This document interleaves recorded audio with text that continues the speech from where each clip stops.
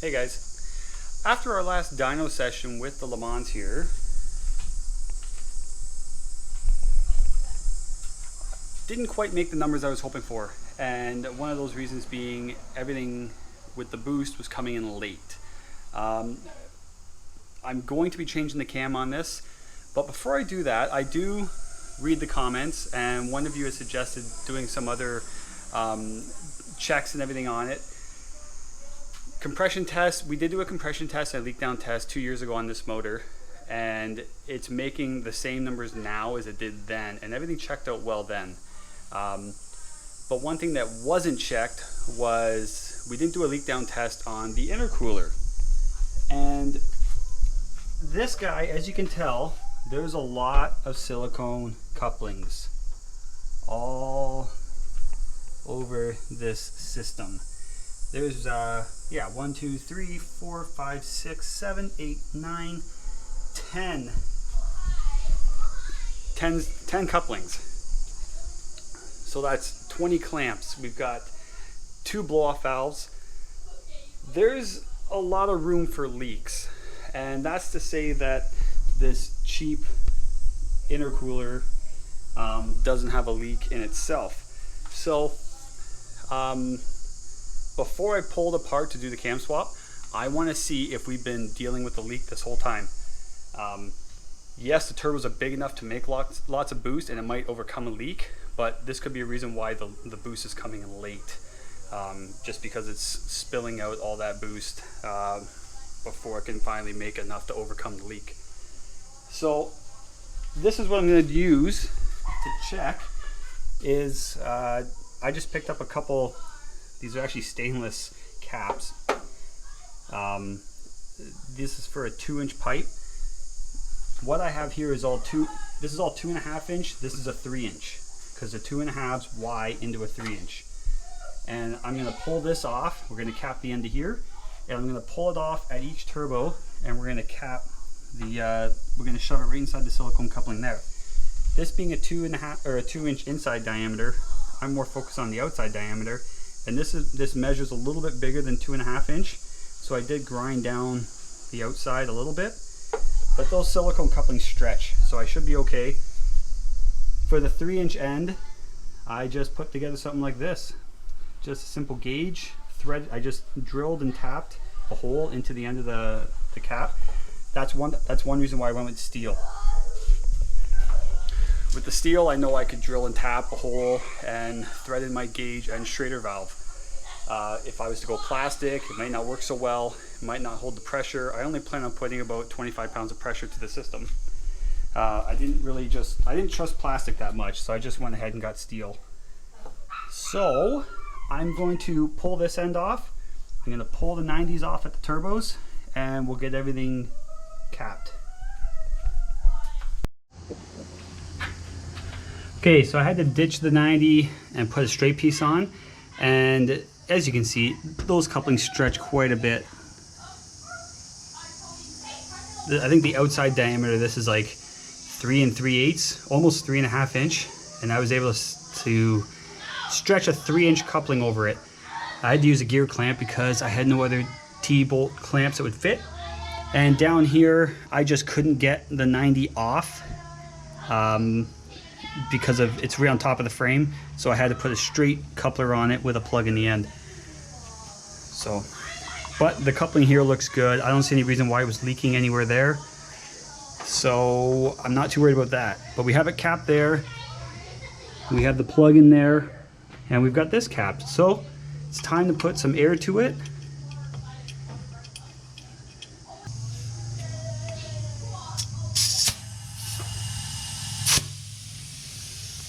Right away I can hear a leak. I can't even build pressure.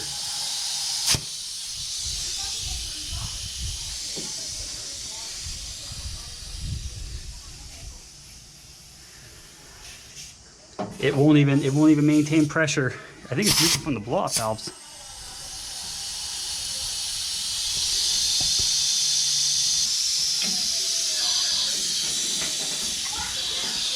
Definitely feel it coming out from around there.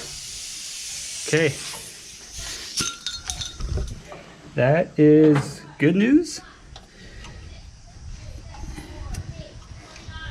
Let's pull this guy off. It really wasn't hard to take off.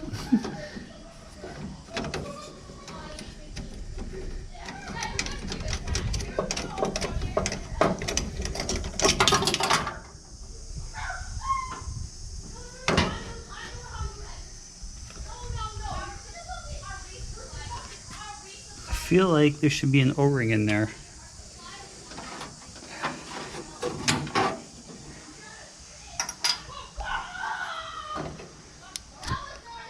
See, there's no O-ring.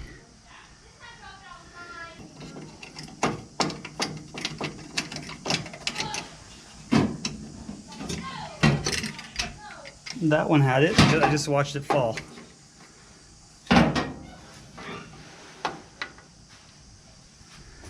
There's the O-ring from the other one. Oh, it is there. It must have just fallen out when I took the clamp off. But I'm gonna put these things back together, clamp them down nice and tight, and we'll try this again. So when I was putting the blow-off valve back on, I noticed that that one O-ring had an indentation in it, telling me that it was installed incorrectly and it had pinched the O-ring. Got it all taken care of, got it back together. I'm going to put air to the system here and we will see if that was our only leak and if it's no longer leaking. Kind of hard to hold with one hand, I'll tell you that.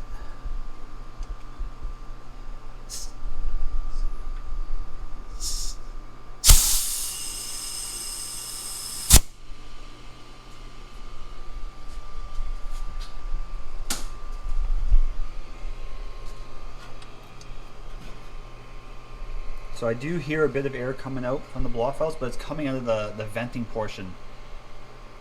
So I feel like this might only have a 5-pound spring in it, because I've got 5 pounds of air in there. So I mean, I don't get to test it at the 20 pounds or so that I was hoping to, because I wasn't thinking, and I forgot that the blow-off valves won't hold the pressure in, because it's got no boost pressure on the backside keeping it shut. So it's holding. It's holding. Not much, but it's holding. So I mean, we fixed the problem. That's good. But now I need to move on to the cam. I'm happy with the intercooler. It doesn't look like any of my silicone couplings are leaking. I can't hear anything. I mean, I could spray it all down with soapy water, but it's holding pressure. So I'm good with that. Time to disassemble everything I have to get out of the way in front of the motor to pull this camshaft out.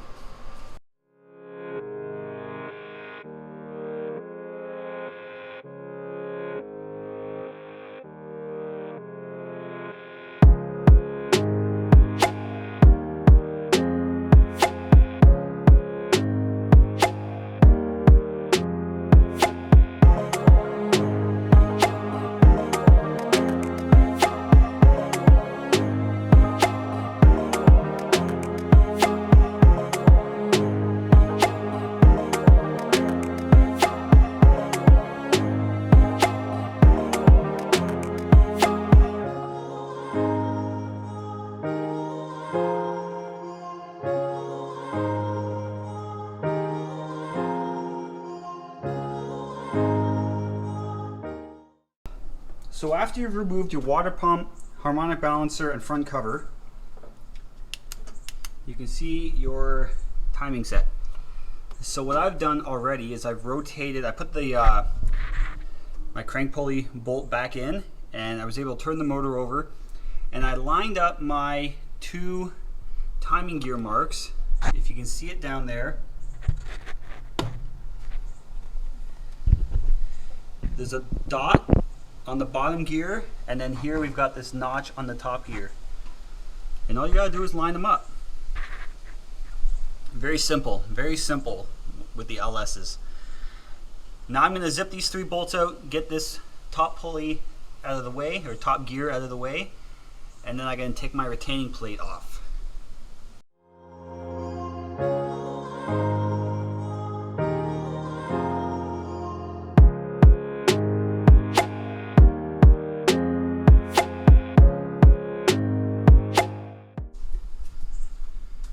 You also saw I took all the rocker arms off and pulled the push rods out. You can't have any pressure pushing down on your lifters, so you got to pull them all out, and you know, it gives you a good chance to inspect if any are bent. But I mean, if you're not pushing your motor hard, you shouldn't bend any. But mine are all good. Okay, after you've taken your cam retiming plate off, this is a one-time use item. You pitch it, you buy yourself a new one, because that little rubber seal that's right there, once it's crushed, it's crushed.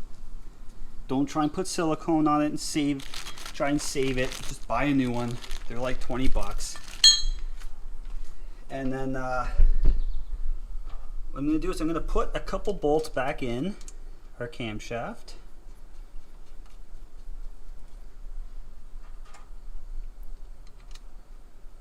Just to make it easier to handle. You're just going to turn it over. Just turn it over a couple times. What it's going to do is it's going to shove your lifters up, and then once they're shoved up, 5/16 doweling. I'm going to have to cut mine shorter because it's too long. But you're going to shove them in these holes right here. 5/16 doweling, you shove them in. All your lifters have a groove halfway up them.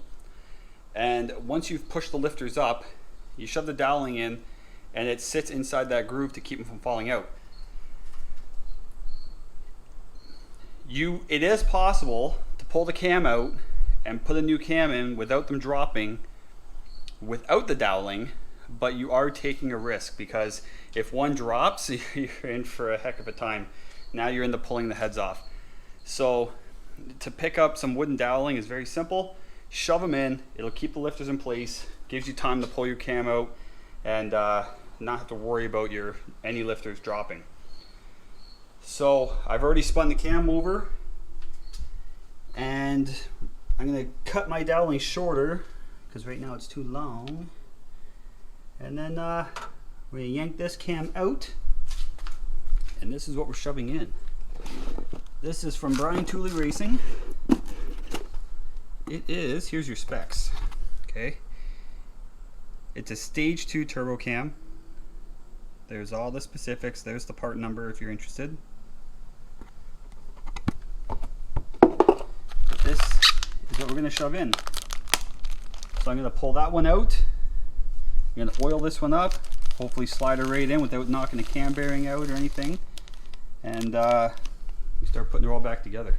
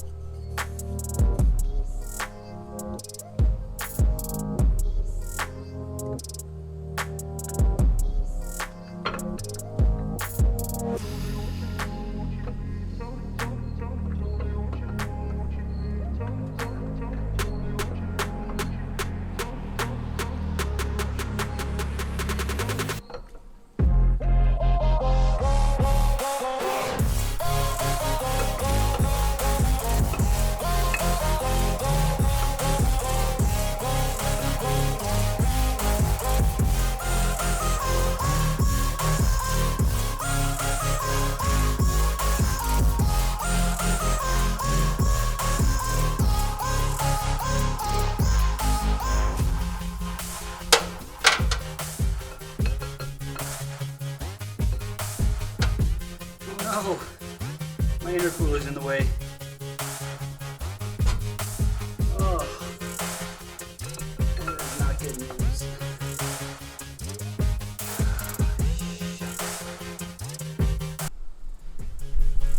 Intercooler is tilted forward. We should have enough room now, I hope. If not, crap. I really don't want to pull that thing all the way out. This is supposed to be a quick, simple job, right? All right, let's see if we get it out.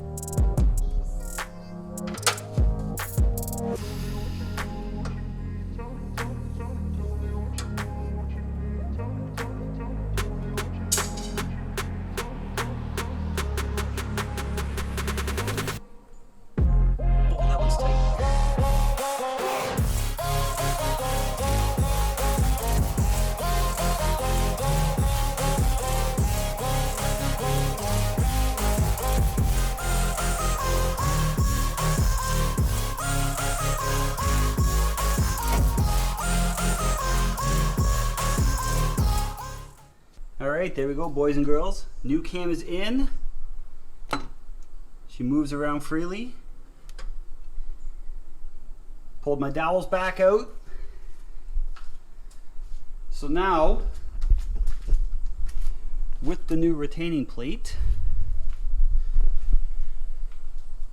I gotta double check after I put the plate on, timing gear, I gotta make sure my timing marks are still lined up, and then put everything back together the way you took it apart. And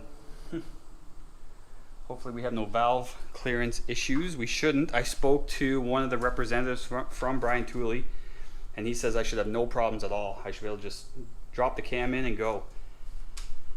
Hopefully he's right. So all in all, they're not hard to swap out.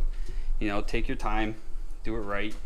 I mean, I think I'm only about an hour into this, and I mean, it's super hot and humid out right now, so I'm a little I'm not enjoying this job entirely, but you know, we're getting it done, and yeah, I'm gonna get it put together,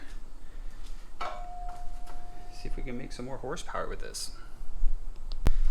All right, I've been pounding getting this thing back together, and it's back together.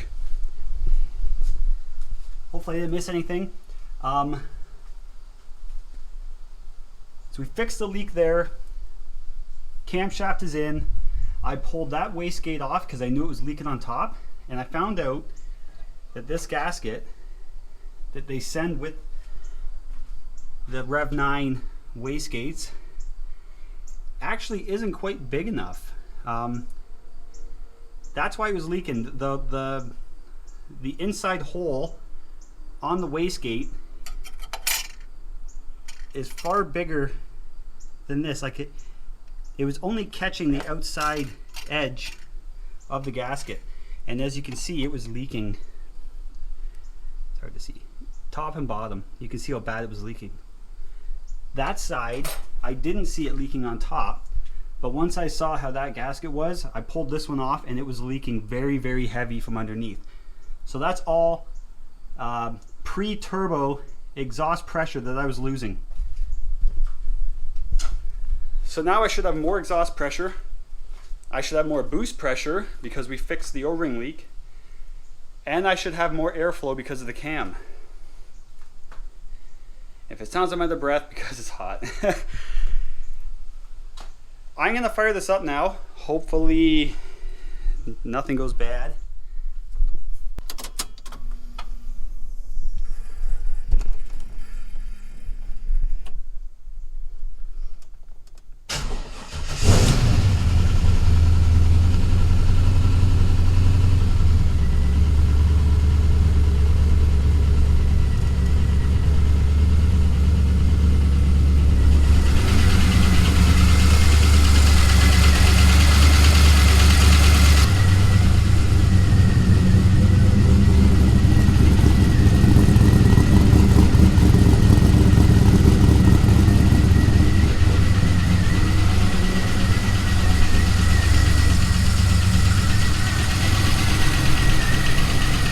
Definitely hear a bit of a